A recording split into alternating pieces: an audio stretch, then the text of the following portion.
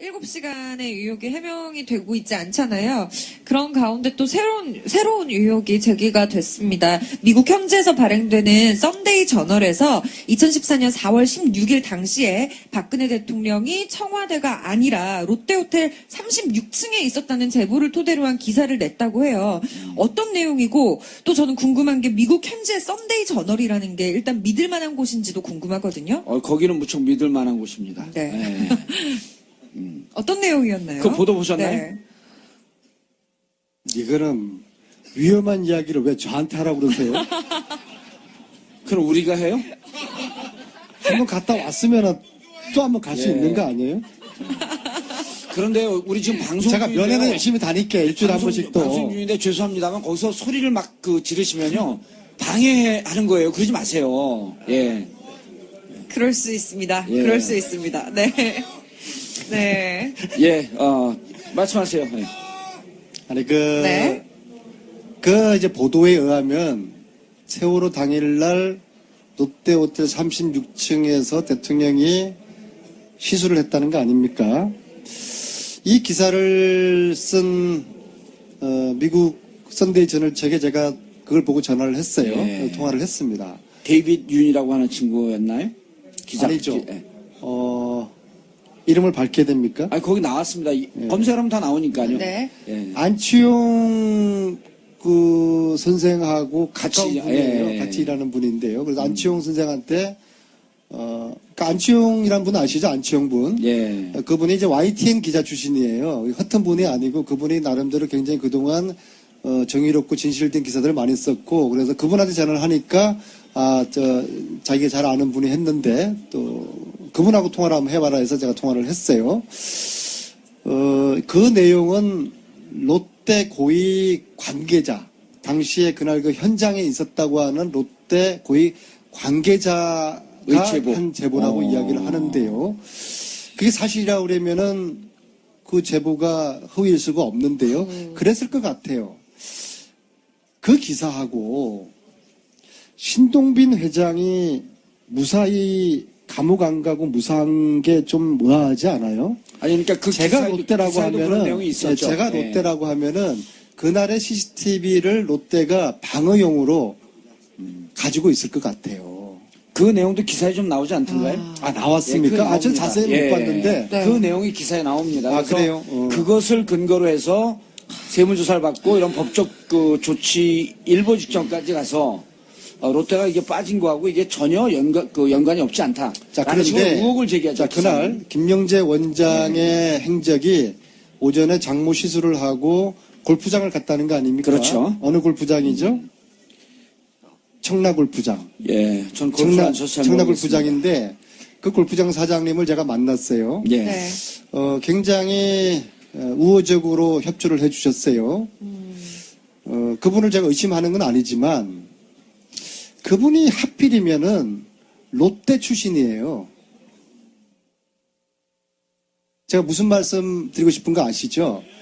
이 롯데 36층에 이 기사하고 그날 사실은 청라골프장 그 알레베이가 깨지면은 김명재는 완전히 무너지는 거 아니겠습니까? 장모 시술은 거의 무너졌는데 골프장 이 부분은 골프장에서 골프를 쳤다고 확인을 해주니까 우리가 골프장 알레바이 돼가지고는 믿을 수밖에 없는 거 아니겠어요? 근데 그 골프장 알레바이를 해준 그분이 롯데 건설의 고위 간부 출신이었다는 게 예. 저는 이게 어. 뭔가 석연치가 않아요. 어쨌거나 롯데 호텔 36층에 국조위원들이 현장 조사를 가봐야 된다고 생각합니다. 예. 듣기로는 거기가 VVIP 전용이라는 거 아닙니까? 실제로 그런지 거기에 CCTV가 있는지 있다고 그러면 그걸 얼만큼 보관을 하고 있는지 보통 30일 보관 기간인데 기술력을 동원하면은 복구할 수가 없는 건지 그런 것들을 확인하러 저는 다음 주 초에 국조특위위원들이 가기 싫다고 그러면은 뭐 제가 대표해서라도 롯데호텔 36층에 그 문제의 예. 장소를 현장 조사를 꼭 해봐야 된다고 생각합니다. 안 의원님, 무척 지금 이제 저희 박수가 약해서 못 가겠어요. 이게요, 여기 계신 분들도 중요하지만 전국에서 보시는 분들의 해이지 여기서 보시는 분들 중심으로 방송을 하는 걸 전문용어로 뭐라 하는 줄 아세요? 관종. 관종 1호, 관종 2호. 아니, 근데 뭐냐면 국정조사는 지금 대충 마무리되는 과정이기 때문에. 아니요, 1월 15일까지고요. 예. 한 달 정도 연장을 할 수 있어요. 그런데 이제 지금 비박당이 나가서 국정조사위원들의 이제 구성에 변화가 생기거든요.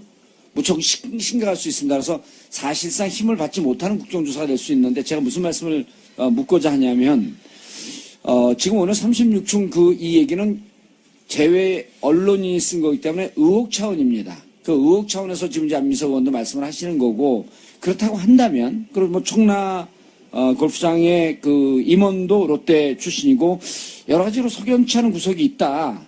그리고 이제 헌재도 박근혜 대통령한테 그날 뭘 했는지 밝혀라 이렇게 얘기하고 있잖아요. 네. 그럼 이런 부분은 오히려 직접 국조에서 가는 것보다도 특검에서 강제성을 갖고 있는 특검에서 이 부분에 대해서 좀 수사를 해라라고 당해서 특검에다가 고발을 형식이 되든 아니면 정치적으로 요구하는 형식이 되든 이렇게 가는 게 좀 더 효과적이지 않을까요? 동의합니다. 예, 잘 모르세요? 동의합니다. 자, 안민석 의원이 이번에 국정조사에서 무척 많은 공을 세웠고요. 그리고 2014년 4월 8일 대정부 질의에서 이미 최순실 정윤의 존재를 얘기를 했는데 그리고 나서 일주일 있다가 이제 세월호 참사하면서 이 모든 얘기가 덮였습니다. 만약 그때 2014년 4월 8일 날 그때 국정농단의 실체를 얘기를 했고 그 다음에 또 우리 정윤의 문건 파동이 났을 때 그때 만약 정부에서 정말 이렇게 문제 제기하고 있는 국민들 국회의원의 얘기를 좀 귀담아 들었다라고 한다면 이렇게 국정농단 사태를 좀 조기에 잡을 수 있었던 조금 더 솔직하게 얘기하면 탄핵이 조금 더 일찍 될 수 있었던 14년에 이제 공주 승마 특혜 의혹, 또 최순실을 세상 밖으로 끄집어낸 이유로 정유라의 이대 입시 부정, 그 다음에 학사 부정, 베트남 외교 행랑, 그리고 장시호를 세상에 꺼내놓고 또 간호장교 조대희를 세상에 알리고 또 지금 현재 막 진행되는 독일의 최순실 돈 세탁 의혹을 제기를 제가 한 10꼭지 정도를 했던 것 같아요. 그리고 제가 제기한 의혹에 대해서 대한민국의 정의로운 기자들이 열심히 디테일하게 취재를 해가지고 퍼즐을 잘 맞춰줬고 그러면서 이제 국정농단의 일부가 드러났다고 생각을 합니다. 그러나 제가 생각할 때는 아직도 반의 반도 드러나지 않았어요. 한 10분의 1 정도밖에 드러나지 않았다고 봅니다. 드러난 진실 말고 숨겨진 진실을 우리가 어떻게 찾아낼 수가 있겠습니까? 그러나 지금은 특검으로 폐지가 넘어가는 시점이기 때문에 특검에 대한 신뢰와 기대를 가지고 저나 주진우 기자나 그동안 열심히 했던 기자들이 가지고 있는 정보와 자료들을 특검에 지금 다 넘겨주고 있는 이제 그런 시점에 있습니다. 예, 알겠습니다. 자, 그러면 아쉽지만 마지막으로 이렇게 현장에서 코랑 귀랑 다 빨개져 가면서까지 추위 속에서도 촛불을 들고 찾아주신 시민 여러분들께 한마디 해주시죠. 먼저 박근혜 대통령께 감사드립니다. 우리 대한민국 국민들을 특히 청년들을 이 민주주의 교육 실천의 장으로 끌어내주시는 우리 대통령께 무한한 감사를 드리고요. 그리고 한편으로 국민께 참 죄송하게 생각합니다. 오늘 9차 촛불 집회인데 이 추운 겨울날 촛불을 들고 거리를 나오게 해드려서 또 우리 정치인들이 좀 잘했더라면 특히 우리 야당도 책임을 느끼면서 국민들에게 죄송스럽게 생각을 합니다. 세월호 7시간 진실이 밝혀질 때까지 박근혜 구속이 될 때까지 우리는 촛불을 내릴 수가 없습니다. 세월호 7시간 진실이 밝혀지는 그때 박근혜가 구속되는 그때 이 광장에서 승리의 촛불을 함께 들기를 기원하겠습니다. 감사 내용을 듣고 있는 겁니다. 김경숙 증인. 잠깐만요, 장 의원님. 지금 불만이 무엇이죠?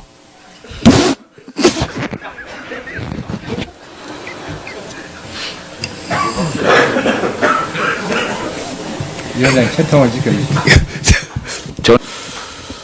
위원장이 내일 청와대 경호실 현장 조사 관계로 사실은 청와대 관계자랑 회의를 하고 있었습니다. 그래서 사회를 박범계 민주당 간사위원께서 보셨는데 신상 발언이 있습니다.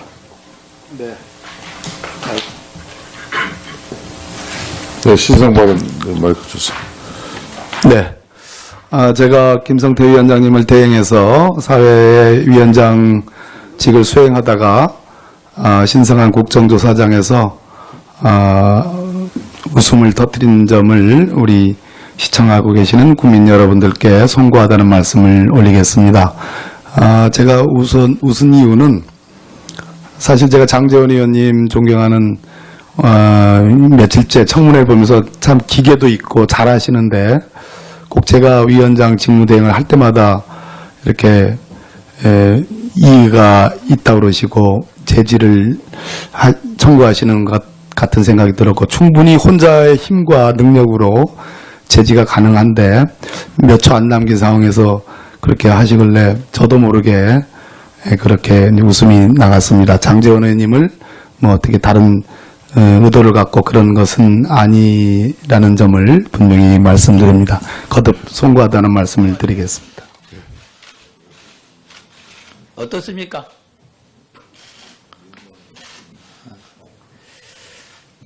증인이 그런 말을 했어요. 이전에 증언한 내용과 같은 내용을 증언할 수밖에 없는데 그러면은 여러 가지 법률적 문제가 생긴다. 자, 증인이 와서 제일 처음에 증인했던 날짜가 언제인지 아십니까?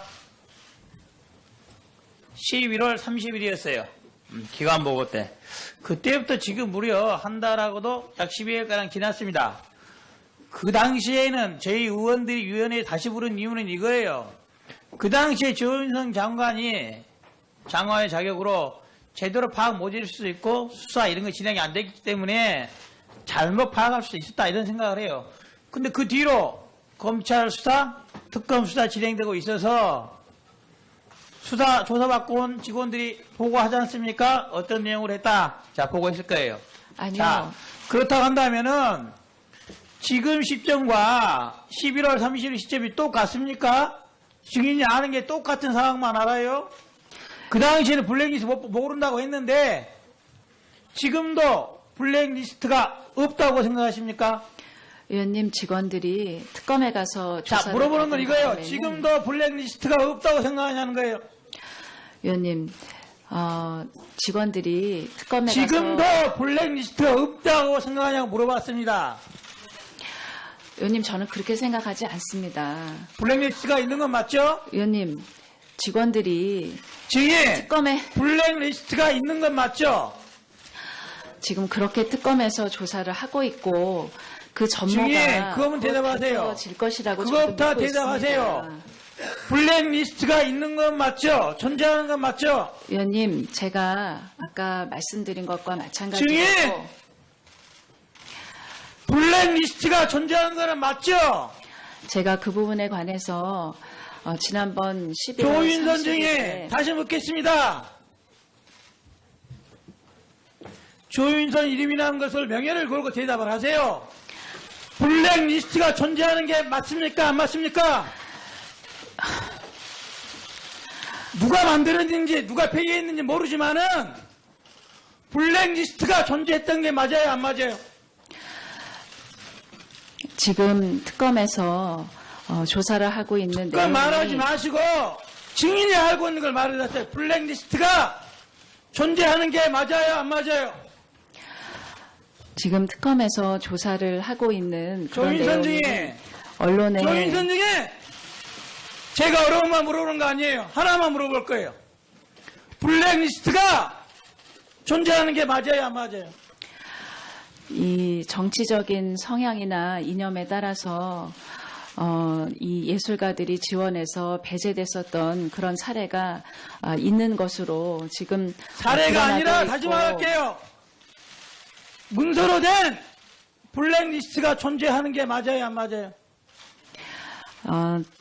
이 조사 과정에서 그런 문서가 있었다는 그런 진술은 있었던 것으로 알고 있습니다. 다른 증인 솔직하게 말하세요. 블랙리스트가 존재한다는 게 맞아요, 안 맞아요? 아니 얘기하세요. 조인선 증인, 블랙리스트가 존재하는 게 맞아요, 안 맞아요? 그게 없으면 저희들 물어볼 필요가 없잖아요. 특정 예술인들을 지원해서 배제했었던 사례가 있었던 것으로 파악이 사례를 물어보는 게 되고 아니라 리스트를 물어보는 거잖아요. 그런 것이 어떤 내용으로 어떻게 작동되었는지에 대해서는 지금 조사가 진행 중이고 아직 완료는 되지 않은 것으로 조인선 알고 증인 있습니다. 그 조사 진행돼 저도 알고 그걸 물어보는 네. 게 아니에요. 블랙리스트 문건으로 되어 있는 블랙리스트 존재하는 게 맞아요, 안 맞아요? 지금 그 여러 가지 조인선 증인! 전환으로 조인선 봤을 증인! 때 어려운 말 물어보는 게 아니잖아요. 문건으로 된 블랙리스트가 존재하는 게 맞아요, 안 맞아요?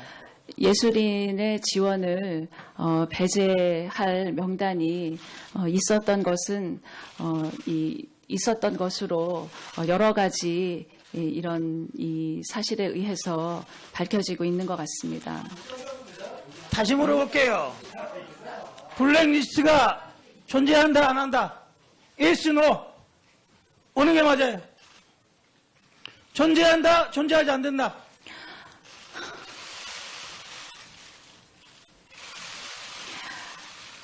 그 예술인들의 지원을 배제하는 그런 명단은 있었던 것으로 판단이 되고 있습니다. 자, 좋아요. 뭐 그 정도까지는 제가 받을 수 있어요. 자, 문체부 실국장들이 조사를 많이 받고 왔어요. 그래서 제가 알기로는 장관한테 이렇게 말했다고 그러셨어요. 장관님, 이제 문체부에서 대국민 사과성명 해야 됩니다. 건의를 했다고. 안녕하십니까. 저는 마포 의뢰 손혜원입니다. 어제 그제 이틀 동안 국민 여러분들 많은 분들이 노승일과 고영태를 보호해라, 책임져라 이런 얘기들 많이 하셨습니다. 그래서 제가 페이스북에 여러 가지 글들을 올렸지만 그래도 본인을 만나 뵙고 다시 한번 이 위험한 국민들이 위험해 하고 계시는 이 부분에 대해서 좀 강구를 해보려고 이 노승일 씨를 모셨습니다. 안녕하세요. 오늘은 저희 방입니다. 그리고 제가 뭐 제 힘으로 노승일 씨를 보호할 수 있는 더 이상 방법이 없죠. 저는 언론에 노출을 시키고 그리고 제가 할 수 있는 방법으로 하고 있는데 여기서 아무래도 제가 위험해서 경찰을 불렀습니다.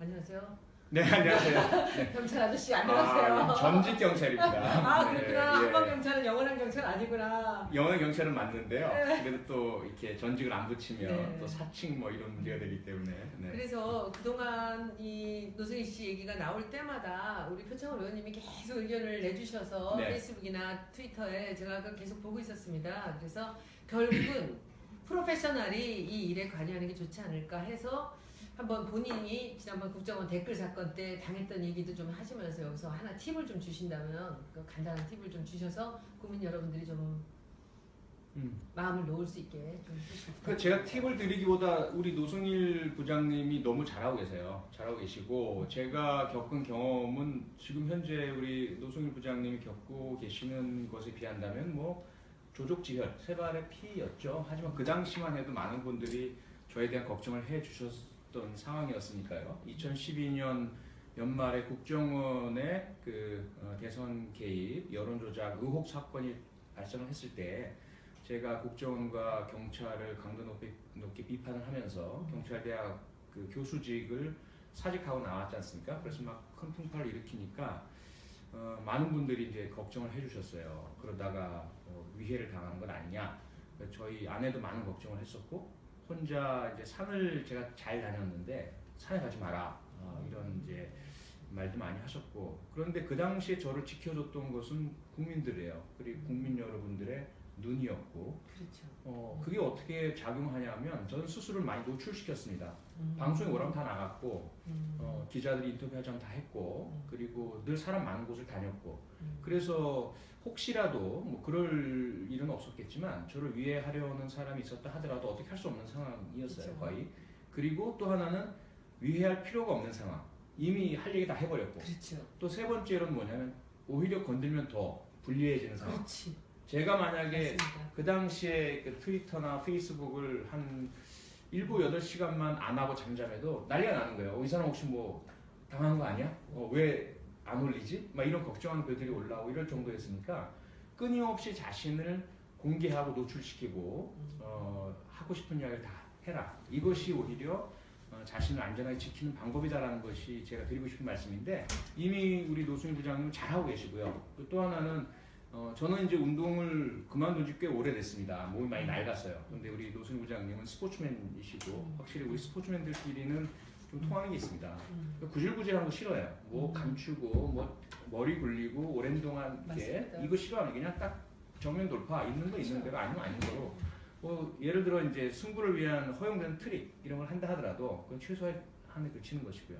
그래서 그런 부분을 제가 너무 이해하기 때문에 우리 그 청문회장에서의 노승일 부장님의 정말 시원하고 솔직하고 멋있는 모습 그건 정말 국민 모두가 감동했고 감사드리고 있고 그게 또 다른 한편으로는 본인을 지켜드리는 그런 방법이다라는 건 말씀드리고 싶습니다. 제가 처음부터 말씀드렸던 게 그거잖아요. 노출을 해야 된다. 그리고 알고 있는 걸 다 까버려야 다시 다음 숨긴 게 없을 때 그때 이제 효용 가치가 떨어지거든요. 그런 관심을 안 두거든요. 본인 한번 처음 나왔을 때부터 지금까지 그 상황에서 어떤 지금 변화들이 일어났는지 한번 얘기 좀 해주시죠. 제가 일단은 10월 25일 날 이제 그 검찰에서 조사 받고 아무도 몰랐거든요. 제가 뭐 검찰에서 어떻게 조사 받았는지, 그다음에 정동춘 전 이사장은 저한테 이제 독일에 가지 않았냐, 그리고 뭐 독일에서 갖고 온 자료가 있지 않냐 그런 걸 저한테 물어봤었고 저는 없다라고 말했고, 그다음 재단 직원들한테도 어떤 거에 대해서 조사를 받았다 이런 얘기는 한 번도 한 적이 없거든요. 그리고 이제 제가 이제 저는 이제 밝힌 거는 이제 박영선 의원님 통해서 이제 그 녹취록을 공개를 했고, 또 한 가지 또 정말 저로서는 이제 더 다행이었던 게 5차 청문회 때 이제 참고인으로 나왔던 거. 그다음에 이제 마지막에 이제 제 신변을 보호해줬던 건 마지막 7차 청문회가 아니었나 그 생각을 해요. 5차 청문회 때는 정말 제가 드릴 말씀이 엄청 많았는데 조금밖에 못했거든요. 그때 우리 편인지 예. 사람들이 다 몰랐어요. 그러니까 우리 편인지 모르고 이완영 의원이 부른 거예요. 근데 얘기의 맥락이 이렇게 움직이는데 보니까 우리 편이더라고요. 제가 보기에. 그래서 여기서 우리 편은 우리 편이 아니고 진실의 편, 죄송합니다. 국민의 편, 우리 국가의 당이었어 편. 이제 네. 좋아 국민의 편. 네. 그래서 이제 질문을 했고 그 다음에 이제 7차에서도 이제 본격 그때는 뭐 다른 증인들이 많이 안 나오셨기 때문에 그때는 사실 노승일 증인한테는 절호의 찬스였습니다. 그리고 이분이 안 계셨으면 7차 청문회는 이루어질 수가 없을 정도였어요. 동무대였지, 그죠? 예, 그리고 나니까 이제 본인이 알고 있는 것들도 많이 까고 그리고 이제 여기까지 왔는데 지금은 뭐 따라붙는 사람도 별로 없을 거예요. 이제는 노승일을 누가 함부로 못 건드리죠. 외래 이제 갖고 있을 때는 되게 불안했거든요. 그렇죠. 제가 신변의 위협을 가장 많이 느꼈을 때 독일이었었어요.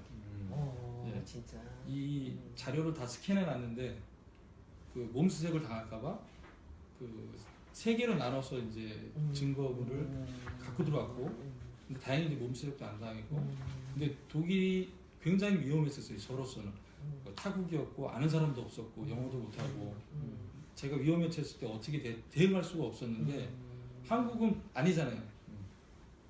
저의 홈그라운드인데. 그래서 제가 굉장히 지금 안전하고 뭐 시간이 가면 갈수록 신변에 대한 위협 같은 거는 많이 털어진 상태예요.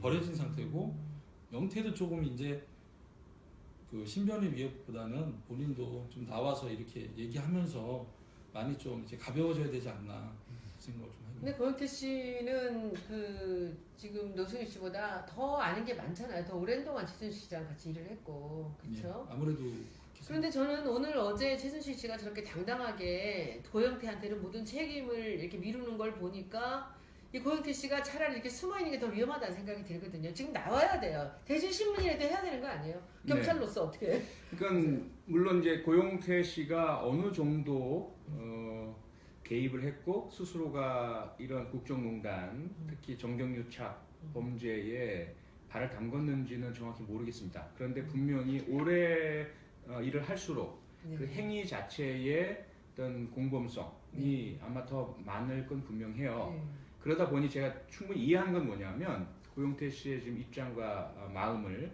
이건 잘못했다라는 걸 분명히 느꼈던 건 확연히 보여요. 이건 아니다, 잘못했다. 그래서 그냥 넘어가서는 안 되겠다. 진실을 이야기해야 되겠다라는 그 기본적인 순수한 마음 분명히 읽혀지는데 거기 또 하나 붙어 있는 게 뭐냐면 그런데 있는 걸 다 내놓을 수는 없다. 왜? 내가 알고 있고 내가 했던 것을 다 내어놓게 된다면 나도 잘못한 부분이 있고 나도 연루된 부분이 있고 이 부분이 나도 역시 구속되거나 혹은 여기에 덧붙여서 그 부분만 있는 게 아니라 내가 이만큼을 더 한 것처럼 오해받을 수도 있다. 이런 두려움들이 함께 있는 것 같아요.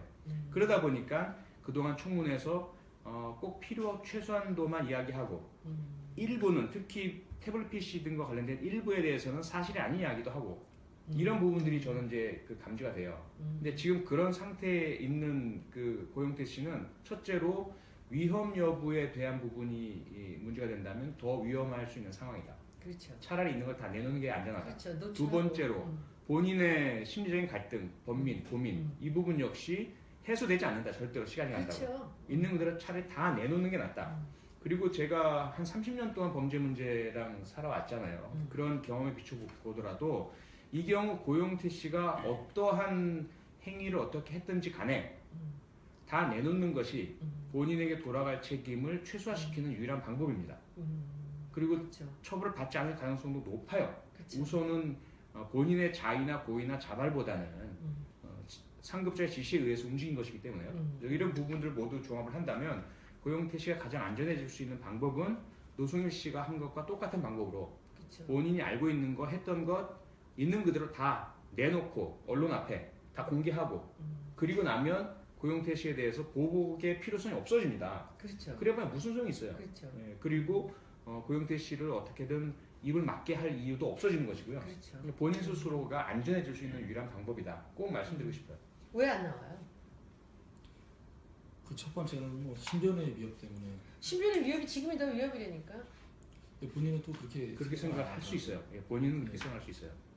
저는 저 같은 경우에는 갖고 있는 거를 꺼집어내면서 저도 마음도 가벼워지고 거기에 대한 두려움이 많이 사라졌거든요. 그렇죠. 네, 영태도 마찬가지로 저와 같은 좀 근데 생각을 친구가 해봤습니다. 좀 그런 설득. 제가 제일 먼저 누구를 소개해줬어요? 김어준 씨 소개했죠. 네네. 제가 보기에는 그냥 기자가 아니라 그냥 언론이 아니라 노승일 씨나 고영태 씨를 옆에서 가장 동생같이 챙기면서 감싸주면서 보호해줄 사람이었기 때문에 네. 제가 김어준 씨를 소개해서 제일 먼저 그 김어준 씨 그 뉴스공장에 나갔던 것이죠. 그랬고 그 김어준 씨 다음에 이제 주진우 씨가 연결이 같이 되면서 변호사도 그쪽 사람들을 제가 두려움이 없고 이 사람들은 정의를 위해서 싸우는 사람들이고 그리고 어떤 기자들 같이 자기들 이익만을 위해서 써먹고 버리는 사람들이 아니기 때문에 제가 김어준 씨 소개한 거거든요. 예. 그리고 굉장히 안정감 있죠. 네네. 예. 그리고 형 동생 하면서 같이 여러 가지들을 도모를 하고 있습니다. 그래서 저는 고영태 씨가 반드시 나와야 된다고 생각합니다. 마지막으로 경찰 아저씨께서 네. 고영태 씨 영상 메시지 하나. 네, 고영태 씨뿐만 아니라 이성환 총장도 마찬가지죠. 이성환 총장. 네, 예, 네, 네. 이성환, 고영태 두 분, 정말 저보다 젊은 분이고, 참 멋진 분이라고 저는 생각을 합니다. 물론 이제까지 최순실이라는 잘못된 사람과 만나게 되면서 본인이 원치 않았던 일에 연루된 부분들이 분명히 있을 겁니다. 그리고 아직까지 본인들이 겪었고, 봤고, 알고 있고, 한 내용들을 다 내어놓지 않았습니다. 국민 앞에, 국가 앞에, 또 역사 앞에.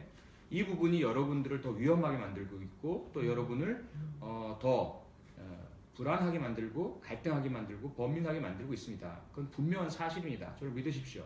그러니까 부디 고영태, 이성환 두 분 자신들이 알고 있는 모든 것들을 국민 앞에 언론을 통해서건 어떤 방법을 통해서건 다 내어놔 주시기를 부탁드리겠고요. 그렇게 하는 것만이 두 분을 안전하게 만드는 길이고 보호하는 길이며 또 마음의 짐을 내려놓게 할 수 있는 길입니다. 부탁드립니다.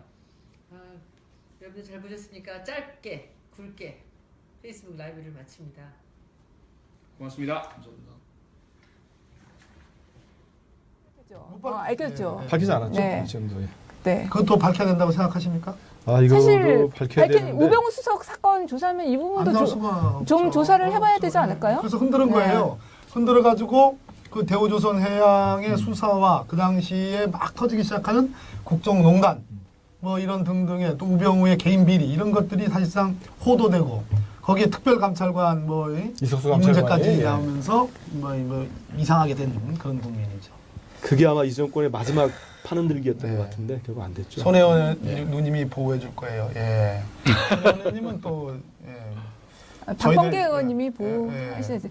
저희 법사위가 1차적 우리 책임이 법사위가 있죠. 일단 근데 저는 어차피 청문회 더 나와서 이제 의원님께도 말씀드렸지만 그 청문회 나가서 제가 이렇게 발언을 했던 거는 그래요. 내려놨어요. 목숨 내려놨기 때문에 아유 그런 얘기 하면 안 돼요. 괜찮아요. 저는. 목숨을 근데 누군가는 아유. 희생이 필요한 거고 그래서 제가 아니, 아니. 혹시 제가 잘못될까봐 자료도 여러 군데로 포트폴리오로 구성을 해놨어요. 아, 예. 네, 그래서, 잘하셨습니다. 네. 마지막으로 이제 노승일 부장님은 안전할 겁니다.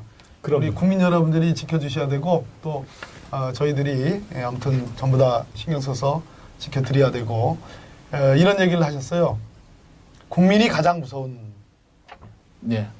그래서 내가 이 국정조사 나와서 이렇게 말을 하는 이유도 그거다. 예, 대한민국에서는 국민이 가장 무섭다는 걸 좀 보여주고 싶었어요. 네. 왜냐하면 최순실하고 박근혜도 보면 국민은 진짜 일개 개미만큼도 생각을 안 하거든요. 그래서 제가 그 무서움을 국민들이 가장 무섭다는 걸 보여주고 싶었던 거거든요. 우리 너무 좋은 아유, 말씀이네요. 네. 우리 한민수 부장님 이제 크로징 진정성이 우리 노 부장님 오늘 말씀에 다 느껴지고 예, 감사합니다. 예, 그 국민이 제일 무서운 거죠. 예. 노 부장님 전혀 걱정하지 마시고 예. 아까 같은 그 저기 모자 안 쓰셔도 우리가 전혀 전혀 그런 거 없을 겁니다. 예, 예. 우리 저기 쭉 이 시청자분들 보세요. 예. 남자 중에 남자다. 예, 이렇게 상남자. 나오는데 예. 오늘 이렇게 어려운 자리 해주셔가지고 네. 너무 감사합니다. 하실 말씀이 많은데 다음에도 한번 또 나오셔가지고 오늘 네. 굉장합니다. 이거. 네, 네. 꼭 원래 나오도록 우리 하겠습니다. 코너 굉장했지만 오늘은 더 굉장합니다. 완전. 오늘 세 개의 단독 특종이 세 개 오늘 나왔습니다. 그죠? 많이 나왔습니다. 예, 그럼요. 오늘 우리 어땠습니까? 제가 모셔오느라고 저 예. 이따 그 소주라도 한 잔 사주실. 뭐 그러죠. 뭐. 예. 우리 저기 아니 저희 뭐 이제 다 끝나가면서 이제 그 얘기하는데 우리 저기 박 의원님께서 처음 저기 진행을 하시니까 예. 약간 좀 튀는 부분이 여러 군데 있었어요. 아 그렇습니까? 네, 아니, 죄송합니다. 평가는 좋던데요. 엄청 아, 좋은데 지금, 네, 문질문 저분들은 다 그래요. 저분들은 지금. 굉장히 잘하신다고. 우리 저기 네, 노 부장님 어떠셨어요? 와서 이렇게 사회 뺏길까봐 말씀하시니까. 그런 거 같아요. 저는 뺏을 생각 없고요. 네, 저희들 박판 백검은 한민수 부장님을 모시고 네, 우리 정권 교체가 있는 그날까지 이렇게 자 마지막으로 네, 한 말씀 하시고 우리 예. 네. 뭐 정권 교체 하는데요. 정권 교체가 되더라도 좀 소방수 역할과 청소부 역할을 좀 제대로 해주셨으면 해요. 그러니까는 아직도 최순실의 박근혜의 잔불들, 그다음에 불이 꺼지고 난 다음에 그들을 청소를 해야 되거든요. 그 역할을 꼭 다음 정권에서는 꼭 해주셨으면 합니다. 오늘 명언을 많이 박수를 안 남기시네요. 치고 소리해요. 명언을 남기시네요. 적폐청산 어려운 와 말로 우리 저 앞에 스태프분들도 다 박수 치고 지금 난리 났어요. 어려운 말로 적폐청산입니다. 지금 저희가 대청소, 적폐청산. 제가 방송으로만 이렇게 보다가 직접 뵈니까 진짜 말씀 참 잘하시고 예. 네, 감사합니다. 고맙습니다. 마스크도 워낙 좋으시고 예. 마스크는 뭐 도전 소리를 많이 들어서. 아니야, 예. 우리 이제 소주 먹으면 봅시다. 네. 정리하겠습니다. 네. 오늘 방송 어떠셨습니까? 저희들이 준비한 백혜련 의원님 가지 마요 그러는데 예. 안 갑니다. 백혜련 의원님은 저희들하고 항상 있습니다. 네, 고맙습니다. 감사합니다. 네. 네, 새해 복 많이 받으세요. 그러면요 사표 내고 나가셔야 되는 거 아니에요? 제 말에 대답해 보세요. 앞서 말씀드린 대로 그 개별 3사를 그 개별적으로 저희들이 다 수정을 아니 받고 있지 기본이 않고 안 돼 있잖아요. 이런 식으로 이따위로 일하는 사람들이 어디 있습니까? 네? 제 말이 틀렸어요? 너무 기가 차서 말이 안 나와요 도대체가. 제가 웬만하면 화를 안 내려고 그랬는데 이 기본이 안 돼 있잖아요. 기본적으로 저는 부총리님도 아무리 이제 그만두신다 이렇게 생각하실런지 모르겠지만요. 지금 어떻게 될런지 이것 때문에 이것뿐만이 아니잖아요. 그런데 이 각 사별로 수급 상황이라든지 감축 계획이라든지 이런 게 제대로 설계가 됐는지 평가가 맞는지 다 따져봐야 되는 거 아니에요. 그래서 적어도 부총리님 생각을 오늘 정리해서 국회에서 얘기할 수 있어야 되는 거죠. 숫자도 모르고 있는지 없는지도 모르고 그런데 어떻게 결과를 냅니까? 이게 말이 돼요? 이렇게까지 무책임하게 일을 한다는 게 말이 되냐고요. 의원님 아니 뭐 더 이렇게 변명하실 거면 하시지 마시고요. 지금 아까 또 누가 말씀하셨습니다만 금융위하고 관계장관 회의에서 산업부 장관, 산자부 장관하고 의견 대립이 있었다. 거기 서 계세요. 네? 그 웃지 마시고요. 창피한 줄 아십시오. 아무런 사명감도 없고 뭐 하는 겁니까? 이현주 의원님, 기본이 안 돼 있잖아요. 이거는요, 조그만 회사에서도 이렇게는 안 합니다. 부끄러운 줄 아셔야죠. 예? 대답도 못하면서 담당자라면서요. 앞서 말씀드렸습니다. 제가 그렇게 됐어요. 이제 얘기하시지 마시고 정말 답변도 듣고 싶지 않아요. 답변하실 게 뭐 있겠습니까? 산업부 장관하고 금융위원장하고 뭐 의견 대립이 있었다. 별의별 얘기가 다 있는데 제가 볼 때는 솔직히 얘기해서 이게 그럼 인력 구조 조정에 대한 여러 가지 걱정 때문에 그런 것이다라고 차라리 그렇게 얘기를 하든가. 그래서 연착륙이 필요하다. 이렇게 얘기를 하든가.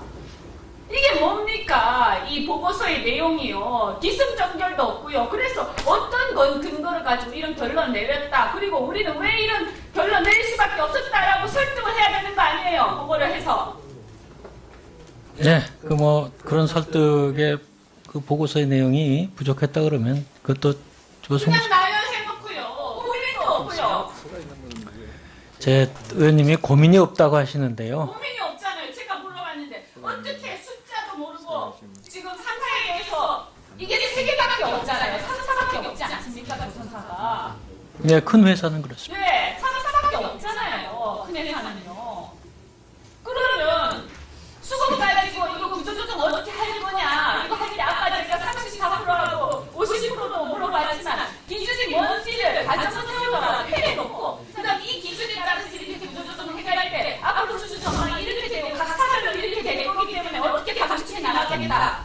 그래도 틀릴 수 있는 거죠. 근데 최소한 이런 정확한 거에 대해서 따져보고 우리 함께 자신있게 얘기할 수 있어야 되는 게 아닙니까? 그래서 자신있게 얘기를 못하면 정부적으로 이런 상황이 있다. 우리 노동자들에 대해서 인력 감축 부분에 대해서 연착륙할 수밖에 없다라든가 뭐 그런 얘기를 하던가요. 국회에서. 네, 뭐 그런 말씀을 드릴 수는 있었겠습니다만. 이게 뭡니까? 장난하는 것도 아니고요. 의원님, 저희도 나름대로는 고민을 하고 굉장히 치열하게 많은 토론이 있었다는 말씀을 드리고요. 장난은 아닙니다. 그 차관보가 좀 저희가 드릴 수 있는 자료는 다 드리려고 노력. 무슨 비밀 자료입니까? 수급 전망이나 수주 전망이라든가 각 사별 감축 계획이라든가 이게 무슨 어차피 3사 합함이 다 나와 있는데 다 돌아다니는데 무슨 비밀 자료예요? 그럼 국회가 어떻게 논의합니까? 여야 간에 협의할 수 있는 국회에서 뭐가 강공관대가 형성이 돼야 다음 정권에서도 이 기조가 유지가 될 거 아닙니까? 그거 빼죠. 그리고 기본적으로 이제 그 대통령이 장관을 임명하고 하는 그 임명을 받으셔가지고 공무원이 되신 것이지 대통령이 반대파도 아우르겠다는 약속을 증인에게 했기 때문에 증인이 수락을 해서 증인이 문화부 장관이 된 것은 아니지 않습니까? 그 약속이라는 말을 3번, 4번 했기 때문에 물어보는 겁니다. 대통령이 약속한 게 맞습니까? 저로서는 대통령께 약속이라는 표현을 쓰면서 말씀을 드렸었고, 두 번째, 그렇게 얘기하시는 거는 마치 군주시대에 왕이 임명하듯이 하는데 저는 그렇게 생각을 하지 않습니다. 국민이 위임한 권한을 가지고 저는 그 권한의 일부를 대통령을 통해서 다시 재위임받은 거라고 생각을 하고 있습니다. 좋습니다. 좋습니다. 그 다음에요. 마지막 질문인데요. 증인께서 그 노무현 정부 시절에 문화부 차관직에서 물러나게 된 것은 그때 당시 직접적인 계기가 그때 당시 BH의 한 비서관이, 청와대의 한 비서관이 증인에게 어떤 인사를 이렇게 문화부 산하기관의 인사를 이렇게 해달라, 이런 요구를 했을 때 증인이 그럴 수 없다라고 하면서 계기가 돼서 그만두게 된 것으로 알고 있는데 맞습니까? 한 사람은 아니고요. 네. 당시에 다수의 네. 사람들이었습니다. 네, 여러 사람들을 그렇게 임명하라고 하니까. 네.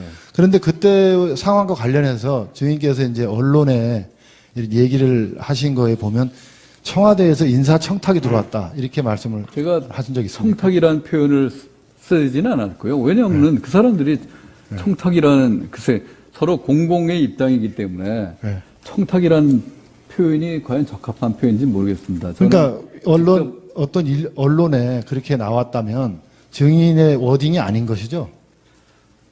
그거는 제가 정확한 기억을 갖고 있지 못하기 때문에 나중에 그 신문 기사를 보고 다시 질문을 하신다든가 그러면 답변을 해드릴 용의가 있습니다. 예. 그러면 이제 마지막으로 한 가지 묻겠습니다. 증인이 노무현 정권에서 차관인 상태에서 퇴직한 이유는 그런 부당한 어떤, 지금 증인께서 그때 당시 판단하시기에 부당했던 여러 번의 그 인사 그 압력이라고 할까요? 청탁은 적절하지 않고 그런 일들이 많아서 그만두었다고 보면 대체적으로 맞고, 이번에는 이 블랙리스트와 같은, 소위 속칭 블랙리스트와 같은 이런 리스트를 작성하게 하는 정부의 부당함, 그리고 또 아까 같이 무슨 깜냥이 안 되는 잔이윤 같은 사람을 소위 말해서 지금 깜냥이 안 된다는 이런 말을 언론에서 쓰고 있거든요. 이런 사람을 임명하라는 그 노무현 정권 때와 똑같은 그런 부당한 인사 압력, 이거 두 개 때문에 이제 그만두게 되셨다, 이렇게 보면 대체적으로 맞는 것이죠. 그만두게 된 경우. 대체적으로 그렇게 보십시오. 예, 이상.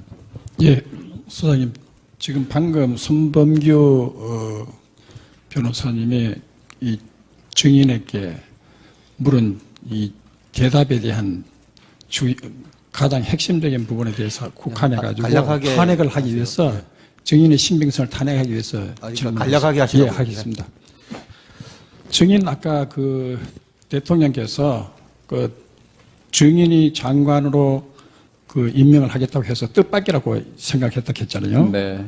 왜냐하면은 그래서 증인이 그 반대파도 수용하겠다, 뭐 이런 약속을 하셨기 때문에 본인이 그 수락했다고 했지 않습니까? 예, 그런 제안을 하셨기 때문에. 자, 그러면 2014년도에 부산국제영화제가 열렸죠?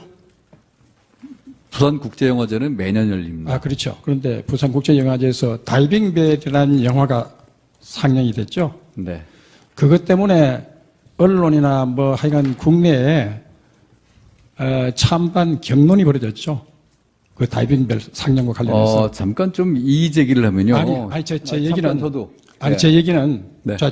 경론이 벌어졌는데, 제가 얘기하고 싶은 것은, 그때, 그, 소위 다이빙벨 그 상영에 대해서 이의를 제기한 측에서는 주로 이 영화가 이 세월호 사건의 이혹을 대단히 증폭시키면서 증폭시켰고, 또 그리고 그것이 예를 들 것 같으면 세월호 사건은 실제로 10척의 여객선이 다 출항을 하기로 되어 있는데 9척은 기상이 악화돼 가지고 승객의 안전을 고려해 가지고 다 출항을 포기했는데 세월호만 출항을 강행했다. 그러니까 이 세월호 사건은 실제로 책임을 따진다면 유병헌 선조 세월호의 책임이 가장 주된 원인인데 이 영화는 그런 것을 전혀 터치하지 않았다. 또 언론에서 제기한 거 보면 이 유병헌 선조가 김대중 노무현 정권을 거치면서 2천억 원 부채 탕감받고 3천여억 원 특혜 융자 받아가지고 갑자기 체벌이 된 이런 부도덕한 이런 것들이 결국 이런 인재를 일으키지 않느냐.